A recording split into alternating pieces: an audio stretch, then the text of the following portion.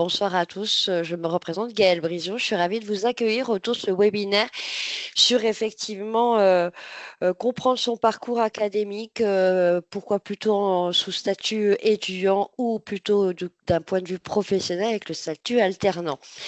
Je vous propose d'échanger certain temps du 30 à 40 minutes autour de ces deux possibilités et c'est ensuite d'échanger avec nos interlocuteurs autour de ce programme jusqu'à 18h30 et ensuite d'échanger, poser vos questions à l'issue de ces témoignages. Je te laisse la main, Ghislaine. Ok, très bien. Bah, écoutez, je suis ravie d'être à vos côtés. Est-ce que vous m'entendez bien? A priori, oui, c'est parfait. Et un grand merci à l'équipe Saisie pour cette invitation. Alors, en effet, une de mes activités consiste à aider les jeunes, que ce soit des lycéens, des étudiants, à s'orienter. Les accompagnements en orientation montrent qu'une des clés de réussite, eh bien, c'est de bien se connaître afin de choisir un projet professionnel qui va me correspondre. C'est vrai qu'un étudiant va plutôt privilégier un apprentissage théorique, structuré, en bénéficiant d'une immersion académique complète. Ce statut convient particulièrement à ceux qui aiment analyser, qui aiment approfondir leurs connaissances avant de pouvoir les mettre en pratique dans une structure. En revanche, l'apprentissage va lui permettre de découvrir véritablement un métier. L'apprentissage va combiner le travail en entreprise et la formation, ce qui exige un bon équilibre entre autonomie, rigueur, organisation et adaptabilité. Il s'adresse aux profils qui souhaitent entrer rapidement dans le monde du professionnel tout en consolidant leurs compétences pratiques.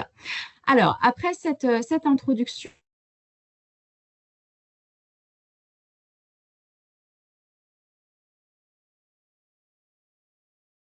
On t'entend plus, Ghislaine. On t'entend. Ouais.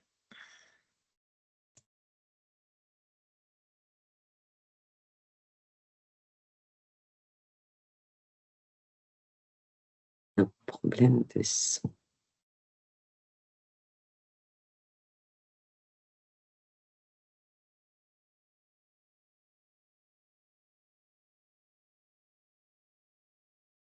Éventuellement. J'ai l'impression que elle n'est plus connectée. Il n'y a plus de problème de réseau. De réseau, je pense. On peut engager effectivement peut-être un retour d'expérience d'Olivier qui a ce retour d'expérience puisqu'il était lui-même apprenti. Je te laisserai expliquer son parcours, qui est recruteur aujourd'hui et qui va pouvoir avoir ce retour d'expérience d'un de ses statuts et de son point de vue de recruteur aujourd'hui. Je te laisse la main, Olivier.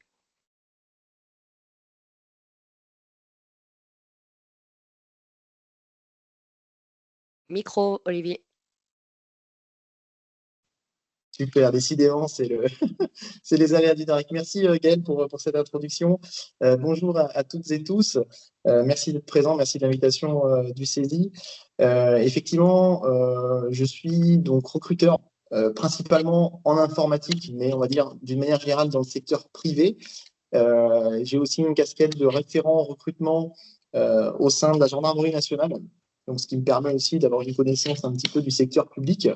Et au-delà de ça, effectivement, je suis diplômé du Master Manager Développement des ressources humaines du CESI.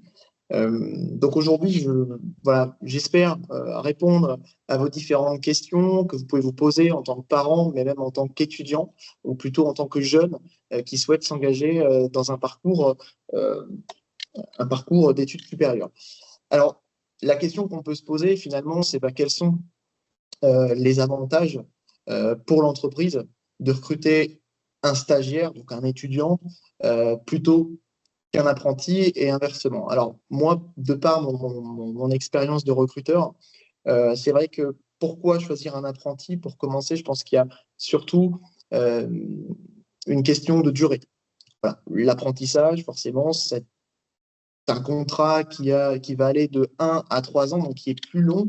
Et donc derrière, en tant qu'entreprise, on va pouvoir se permettre de recruter la personne pour des projets plutôt stratégiques plutôt dans le long terme. Donc ça, c'est vraiment le premier point. Et ce qui en découle derrière, c'est chercher de l'engagement. Chercher de l'engagement auprès du jeune, c'est-à-dire qu'il gagne en autonomie dans ses 1 à 3 ans, et derrière, qu'il soit expert dans un métier que l'on souhaite faire évoluer au sein de l'entreprise. Et la finalité de cette expertise-là, autant dans son métier que dans, on va dire, la culture même de l'entreprise, puisque être 3 ans dans l'entreprise, ça peut être beaucoup, et ça permet finalement d'avoir une personne qui connaît les rouages de l'entreprise dans laquelle il se trouve. Derrière, ça nous permet de la tester, et pourquoi pas, à la suite, de l'embaucher. Je dirais que l'apprentissage, c'est surtout ça, c'est derrière avoir une personne qui est là sur le long terme, qui va s'engager pour l'entreprise, et que derrière, si l'expérience est réussie autant pour l'employeur que pour donc, ce jeune, lui proposer une montée en responsabilité rapide et donc lui proposer un CDI. Donc ça, je dirais que c'est l'aspect avantage de l'apprentissage. Pour ce qui est du stage, on va dire de l'étudiant, du statut étudiant, là, encore une fois, la durée rentre en jeu et je dirais même qu'il faut différencier 2 types de stages. Le premier, c'est le stage intermédiaire. C'est des stages généralement plus courts, qui ont une durée, on va dire, moins de 5 mois, généralement 1 à 3 mois, qui sont, pour être tout à fait transparent avec vous, pour un employeur peu intéressant. Voilà. Puisque derrière, ces stages intermédiaires-là ont plutôt vocation pour les jeunes de découvrir une entreprise pour ensuite réaliser un second stage intermédiaire pour en découvrir d'autres. Donc, je dirais que c'est plutôt peu intéressant, peu attractif en tout cas, et plus dur pour un jeune de trouver un stage intermédiaire. Maintenant, je pense qu'il y a un avantage, c'est le stage de fin d'études, qui lui généralement est plus long dans la durée, durant en moyenne 5 à 6 mois.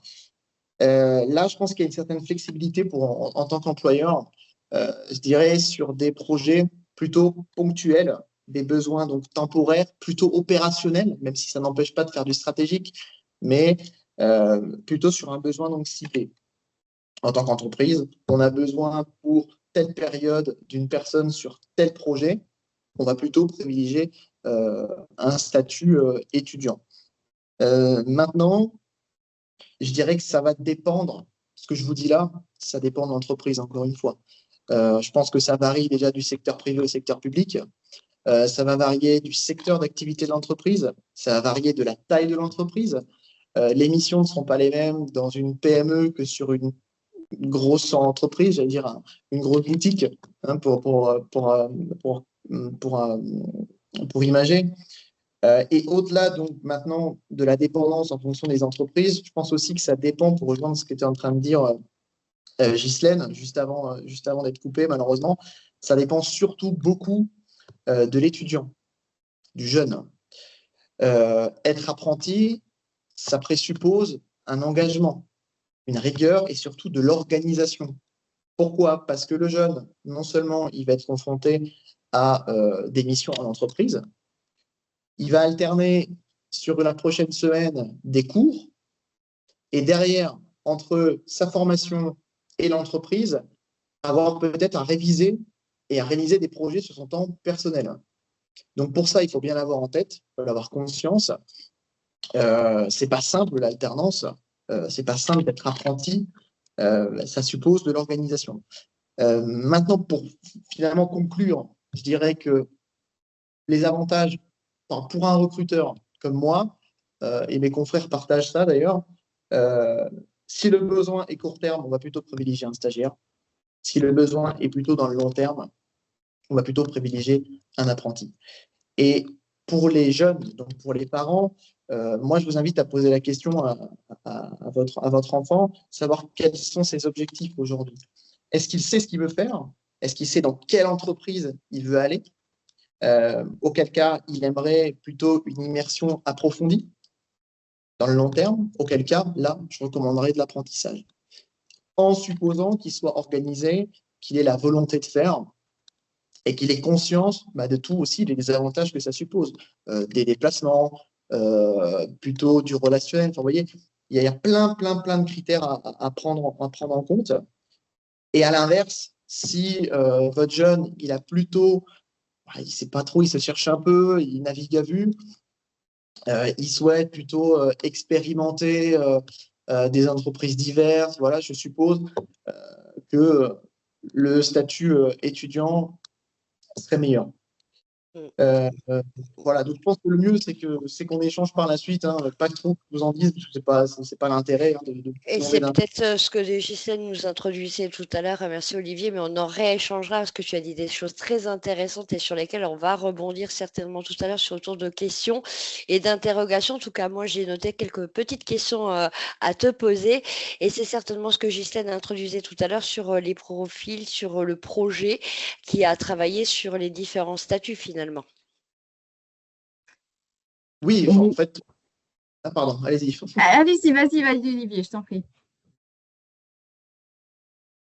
Non, allez-y, Gisèle. Hein. Oui, donc, excusez-moi pour cette coupure, je ne sais pas ce qui s'est passé. Oui, donc tout à fait. En effet, il y a différents types de critères à intégrer dans le choix. Et là, donc, ce que je vous propose, c'est de pointer effectivement les différences entre ces deux statuts. Donc, je commencerai d'abord par le statut étudiant, puis ensuite le statut d'apprenti pour une meilleure compréhension du déroulé. En effet, Olivier l'a dit tout à l'heure, la personnalité, c'est effectivement un critère à bien intégrer dans le choix du statut. Alors effectivement, un étudiant aura besoin d'une autonomie intellectuelle. Il doit être capable de travailler seul, d'approfondir les cours, mener des recherches. Également, il doit avoir une soif d'apprendre, il doit avoir une curiosité intellectuelle, il doit pouvoir explorer des notions théoriques et abstraites. Et avoir également une bonne capacité d'analyse, puisque dans des domaines théoriques, il est crucial de savoir comprendre et de relier des concepts complexes. Pour l'alternant, là, ce qu'on va effectivement regarder, c'est l'autonomie dans la gestion de son temps. C'est aussi être prêt à l'idée de rendre des comptes à une direction, puisqu'il va être considéré comme salarié dans la structure d'accueil. C'est aussi savoir faire preuve de pragmatisme, d'appliquer directement les connaissances qui sont apprises en formation dans un contexte professionnel. Donc, un esprit pratique, concret, une adaptabilité, être capable de jongler entre les exigences académiques et celles de l'entreprise, s'adapter rapidement aux attentes de chaque environnement. Le sens des responsabilités aussi, bien évidemment, puisqu'en tant qu'acteur d'une organisation, il est souvent impliqué dans des tâches réelles et doit faire preuve de fiabilité et puis de rigueur également, avec des respects de délais, des respects d'échéances. Donc en organisation. Donc, premier point, cette personnalité. Deuxième point, moi, je parlerai de la motivation. Donc, l'étudiant avec un statut stagiaire sera plutôt dans une logique de vouloir effectivement rester à l'école, pas forcément commencer à travailler tout de suite, mais acquérir un socle solide de théorie avant l'entrée dans le monde du travail, alors qu'un apprenti, lui, aura vraiment véritablement envie de rentrer dans le monde du travail rapidement, de commencer à acquérir rapidement de l'expérience pour booster son CV et découvrir la vie en entreprise. Au niveau, et ça, je crois que Olivier, tu en as parlé tout à l'heure, du rythme de travail, des déplacements, l'étudiant va avoir donc plutôt un stage ponctuel et donc être plutôt concentré sur ses études en dehors du stage, alors que l'apprenti va, lui, alterner des périodes en entreprise et à l'école, ce qui veut aussi dire, du coup, des déplacements réguliers entre ces deux structures. Je parlerai aussi des centres d'intérêt. Un étudiant statut stage va plutôt apprécier la vie étudiante et n'aura pas envie de la voir s'arrêter tout de suite, alors qu'un apprenti, lui, aura envie d'alterner ces périodes. Excusez-moi, un apprenti aura envie d'apprendre sur le terrain, de conjuguer ses études à une expérience professionnelle. Le type d'apprentissage également est à intégrer, c'est-à-dire que l'étudiant va plutôt préférer les cours théoriques, pouvoir puiser dans ses connaissances, dans les livres, dans les données chiffrées, dans des documents. Peut-être aussi une préférence pour la gestion plus personnelle de son travail. alors qu'un apprenti, lui, va être encouragé à différents travaux de groupe. Il va peut-être apprécier réfléchir en groupe, mener des recherches, puis aller sur le terrain pour trouver des informations et ainsi proposer des solutions à son entreprise ou à sa structure d'accueil. Je pensais aussi à l'idée des objectifs à court et moyen terme, c'est-à-dire votre enfant veut-il découvrir un métier ou bien est-ce qu'il souhaite valider son choix d'orientation? C'est vrai que le stage, c'est une première découverte ou bien une mise en pratique ponctuelle, alors qu'un apprentissage, une alternance, ça va être la possibilité de découvrir les clés d'un métier, découvrir de façon plus complète et concrète un métier, préparant ainsi à une insertion directe dans la vie professionnelle. On peut également parler du besoin d'accompagnement que pourrait avoir votre enfant en entreprise, puisque pour un étudiant en format stage, eh bien, on parle d'un tuteur, d'un maître de stage qui va être en lien avec l'enseignant référent. Il est désigné au sein de l'entreprise et est chargé de l'accueil et de l'accompagnement du stagiaire. Alors que pour un contrat d'alternance ou d'apprentissage plus spécifiquement, là on va être plutôt sur un maître d'apprentissage qui sera un véritable mentor qui va transférer ses connaissances. Donc le maître d'apprentissage, c'est un employé qui est volontaire, qui est le dirigeant de l'entreprise ou un manager du service concerné. Et il doit avoir au moins le même niveau de diplôme que l'alternant ou bien une expérience d'au moins 2 ans au même niveau de qualif. Voilà, et puis je terminerai bien sûr avec quelque chose qui peut sembler aussi très évident, c'est le besoin financier, puisqu'effectivement un étudiant n'aura pas de rémunération liée à son statut de salarié, puisqu'il ne sera pas salarié, et donc il préférera rester étudiant et ne pas gérer de rémunération, alors qu'un apprenti, lui, aura du coup possibilité d'avoir une autonomie financière. C'est peut-être un souhait aussi de ne plus dépendre de ses parents et d'avoir ses propres ressources. Voilà en ce qui concerne donc ces 8 aspects. Ce que je peux également vous dire, c'est que pour aider votre enfant ou le lycéen ou l'étudiant à y voir plus clair dans sa stratégie d'orientation, eh bien, il est possible de se faire accompagner au travers d'un bilan d'orientation, un coaching orientation, ça peut prendre différentes dénominations.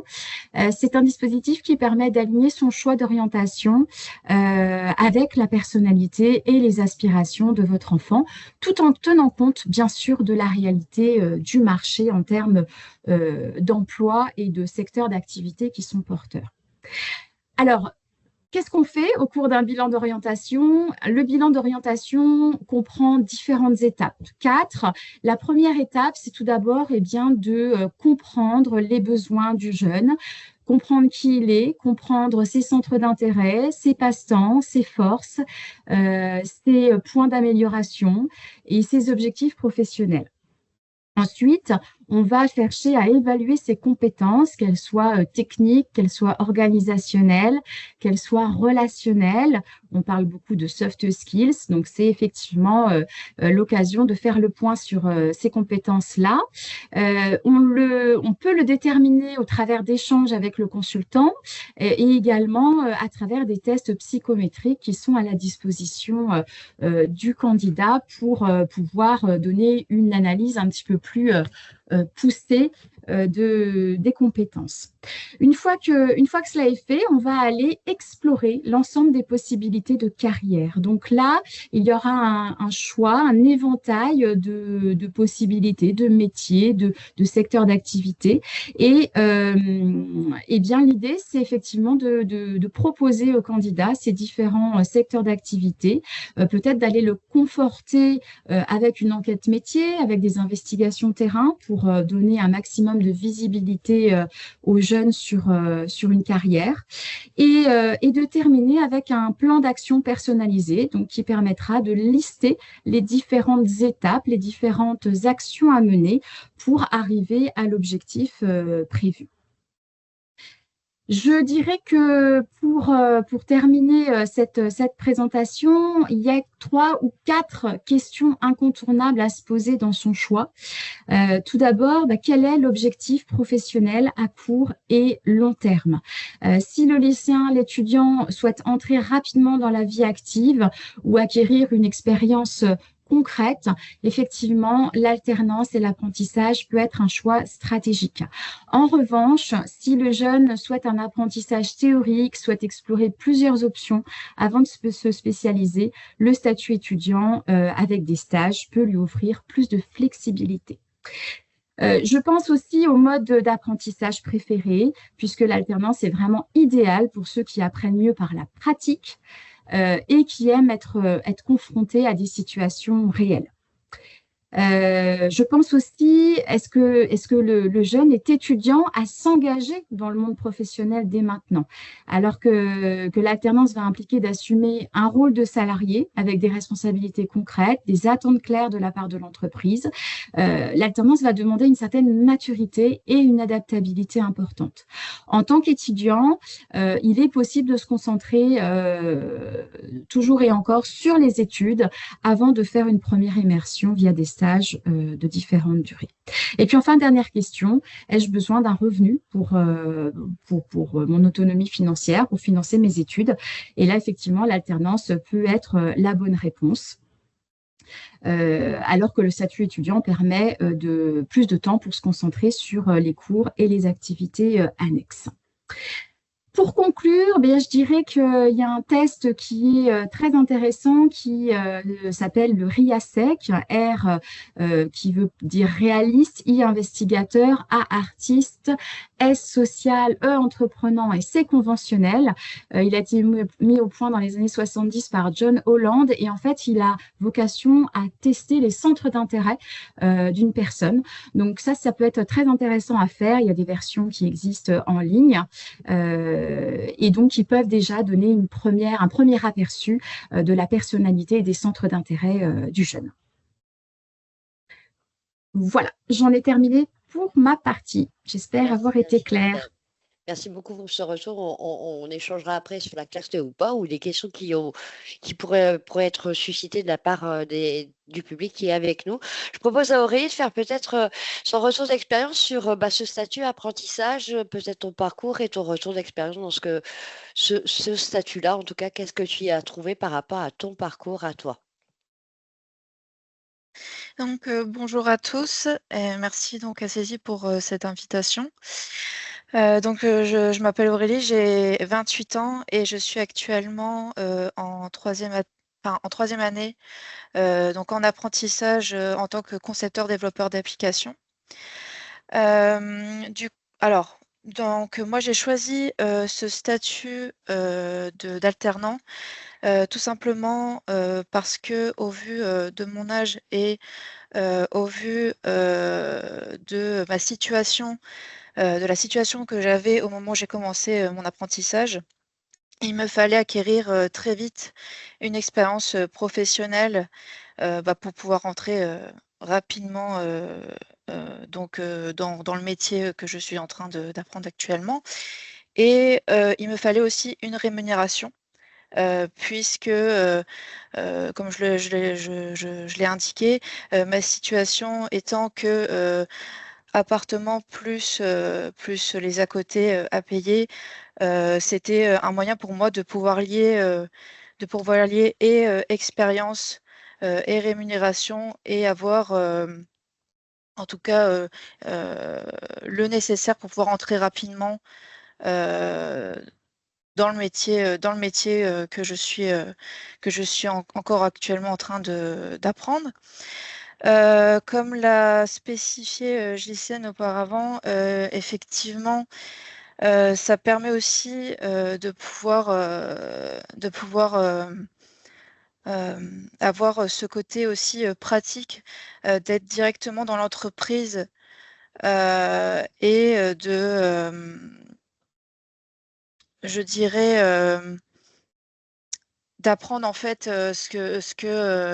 donc directement ce qu'est le monde aussi de l'entreprise si on ne le connaît pas encore, sachant que moi c'est une reconversion professionnelle, hein. Auparavant, j'avais des expériences professionnelles liées juste à de l'intérim. Du coup, pour moi, on va dire que c'est un supplément aussi lié à ces expériences-là. Comme l'a aussi indiqué Olivier auparavant, et comme je le disais aussi juste avant, moi, ça me permet de pouvoir rentrer plus rapidement dans ce métier. Effectivement, l'alternance, c'est une employabilité accrue. Dès qu'on est dans l'entreprise, il y a possibilité de se faire embaucher. Il y a des possibilités d'embauche une fois que le diplôme a été acquis. Moi, actuellement, je suis en 3e année. Alors, j'ai fait mes 3 ans donc en conseil départemental. Alors, l'employabilité, là-bas, c'est un statut assez particulier, mais dans certaines entreprises, en tout cas, je veux dire, il y a possibilité en fonction des disponibilités, euh, aussi de nos compétences et de ce qu'on aura appris de se faire embaucher un peu plus facilement, je dirais, qu'avec un statut étudiant, où effectivement le statut étudiant, comme le disait Ghislaine, c'est plus le côté théorique et non directement l'expérience professionnelle sur le long terme, comme moi je peux l'avoir depuis 3 ans, grâce à mon alternance. Bon, les inconvénients, effectivement, c'est une charge de travail élevée. Je reviens aussi là-dessus parce qu'il faut savoir jongler entre les cours et les missions en entreprise. Et ça, c'est vraiment une organisation qu'il faut savoir gérer, faire la part entre aussi le personnel et le travail à la maison. C'est vraiment un travail supplémentaire et il faut y penser. Donc, je pense que ça fait partie vraiment de l'inconvénient principal à considérer. Voilà. Très bien. Merci Aurélie. Je propose à Thierry de lui expliquer un peu son statut sur la même formation d'ailleurs, hein. Je te laisse t'exprimer Thierry et expliquer pourquoi tu as choisi plus le statut étudiant. Alors, ouais, du coup, moi, je suis étudiant au CESI en étudiant, du coup, en statut étudiant depuis septembre 2024. Donc, moi, de mon côté, j'avais vraiment les deux choix et je pense que j'aurais pu me plaire également en alternant. Mais pour moi, en fait, on peut faire le choix de partir en étudiant pour plusieurs raisons. Alors, déjà, moi, dans mon cas, ce qui m'a fait choisir l'étudiant, c'est que je fais beaucoup de choses à côté. Donc, comme les personnes qui font de l'alternance ont pu le dire auparavant, en fait, il y a beaucoup moins de temps quand on est alternant. En fait, le statut étudiant, moi, me permet, j'ai une petite entreprise sur le côté, j'ai beaucoup de passion. Donc, ça me permet de, même s'il y a quand même du travail en dehors des cours, toujours avoir du temps pour moi pour réaliser mes passions et faire quelques petits trucs avec mon entreprise. Mais également aussi, je pense que être en entreprise, il faut avoir une certaine maturité. Et je vois que tout le monde ne pourrait pas l'avoir et que c'est important, en fait, parfois de certaines personnes de prendre un peu d'expérience avec des stages ou quelques années d'études de plus pour ensuite pouvoir intégrer une entreprise. Donc, par exemple, moi, là, on a 2 années en étudiant, la troisième année se fait en alternance. Donc, moi, je trouve que c'est un bon compromis pour ceux qui se sentent pas forcément tout de suite prêts en sortant d'un bac. Bon, parfois, on n'a jamais eu d'expérience professionnelle, si c'est un stage d'une semaine en troisième, de pouvoir en fait arriver, on va dire, de manière plus douce dans le monde professionnel. Parce que c'est vrai que pour certains, ça peut faire peur de sortir d'un monde tout à fait scolaire du lycée et d'entrer directement dans un monde professionnel qu'on ne connaît pas forcément. Donc voilà, puis ça peut aussi permettre à certains de faire maturer un petit peu leur projet d'orientation et de carrière, de se tourner vers un domaine plus ou moins précis. Donc voilà, je pense que c'est des points qui sont vraiment bien du statut étudiant, mais également le statut étudiant permet, on va dire, d'élargir un certain panel de capacités, de compétences. Donc là où les alternants vont avoir qu'une semaine par mois avec des intervenants et avec des petits projets, nous, on va en avoir beaucoup plus. Et même si en entreprise, ils vont faire énormément de choses, dans certaines entreprises, le travail qu'ils vont faire va pas forcément être varié. Ils vont se concentrer sur certains points, certaines technos. Donc nous, en fait, vu qu'on va avoir beaucoup de projets différents, on va vraiment avoir un panel très large qui nous permettra ensuite d'avoir un petit peu des compétences dans plein de petits domaines. Là où en entreprise, ça peut être parfois un petit peu moins, même si ça dépend toujours du poste que occupe la personne. Donc voilà, mais si je devais résumer rapidement, ce serait donc en étudiant, il y a un petit peu plus de temps, on a aussi notamment des vacances, on a peut-être plus d'accompagnement vu qu'on est avec des intervenants, qu'on a toujours l'équipe saisie qui est là, quand on se pose des questions, quand on veut approfondir certaines choses. Et également, donc voilà, euh, moi je l'avais déjà dit, mais le temps qui peut être permettre un petit peu plus de liberté. Puis comme d'autres l'ont dit, la vie étudiante, certains, ça leur plaît. Donc voilà, ce que j'avais.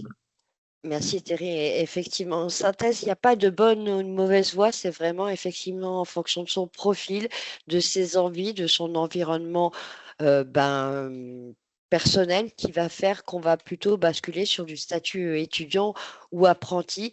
Et pour cela, on a effectivement avec des personnes comme Ghislaine la possibilité effectivement de faire un bilan d'orientation, de se trouver, de se poser des bonnes questions. En tout cas, quel que soit aujourd'hui votre choix à statut étudiant ou apprenti, à Saisie, nous avons la possibilité de vous intégrer sur ces programmes, soit effectivement sur une école, programme grandes écoles avec un cycle, une école en 5 ans avec un cycle préparatoire qui est sous statut étudiant et qui vous emmène ensuite vers un cycle d'ingénieur en 3 ans. Vous avez la possibilité à la fois de faire le master professionnel où il y a le bachelor de spécialité qui se fait les 2 premières années sous statut étudiant, c'est le choix de Terry, et ensuite aller chercher l'alternance sur la 3e année parce que c'est votre rythme, ou vous souhaitez totalement faire ce bachelor en 3 ans en alternance. Et ça, c'est quelque chose sur lequel on peut vous accompagner, Ghislaine, ou effectivement Saisie à travers des immersions, des accompagnements spécifiques qui vous aident au choix en apprentissage ou en statut étudiant. Le but du jeu, c'est effectivement de vous diplômer et de travailler votre employabilité. Il y a des avantages sur le statut étudiant qu'ils ont bien su vous trouver, les vacances scolaires, on y tient, on a envie de faire du sport, on a envie d'aller de se cultiver, on a plus de temps parce qu'effectivement, vous avez des aides à la carte étudiante, hein, des aides qui vous sont mises à disposition du fait de votre statut d'étudiant. Le statut apprenti, par contre, alors là, on l'a bien compris, vous commencez à gagner de l'argent, beaucoup plus que si vous aviez un job alimentaire comme l'étudiant pourrait l'avoir le week-end. C'est effectivement les mêmes droits et les devoirs qu'un n'importe quel salarié, avec un régime d'assurance maladie spécifique, des aides aussi au logement spécifique. Et également, là, vous avez la carte des métiers qui vous donne accès à certaines modalités, mais pas autant de bons plans que les étudiants, mais vous avez moins de temps puisque vous avez du travail à la maison. Ça, c'est des points à des avantages et des désavantages qui vous appartiennent et pour lesquels, je vous le rappelle, on peut vous accompagner. Pour cela, je vous propose sur tous les sites en France, c'est 20 sites en France, alors Reims et Nancy pour lesquels vous êtes connectés ce soir, ouvrent leurs pôles de 9h à 16h. Vous aurez l'occasion d'échanger avec les responsables pédagogiques qui accompagnent à la fois sur du statut étudiant et sur du statut apprenti, de rencontrer d'autres étudiants ou d'autres apprentis dans d'autres secteurs d'activité. Là, on était très développement informatique qui vont pouvoir vous faire un retour d'expérience et vous faire une idée et surtout lors de ces journées portes ouvertes, vous inscrire à des immersions pour justement mesurer votre intérêt, en tout cas votre sensibilité déjà sur le statut étudiant ou apprenti. Je vous propose en tout cas de les contacts de Ghislaine qui se tient à votre disposition, comme elle l'a dit, pour vous accompagner peut-être dans ces questions très fines, ou contacter sur Insta directement Marion Le Glatin qui va pouvoir vous accompagner et vous inviter sur le site pour goûter aux immersions et à la JPO, journée porte ouverte du samedi 7 décembre. Et sur le campus de Nancy, ce sera Julie Robin qui se tient à votre disposition. J'espère que tout le monde voit les coordonnées de chacune d'entre elles. Sinon, vous avez le mail d'invitation, vous pouvez contacter les personnes qui vous ont invité.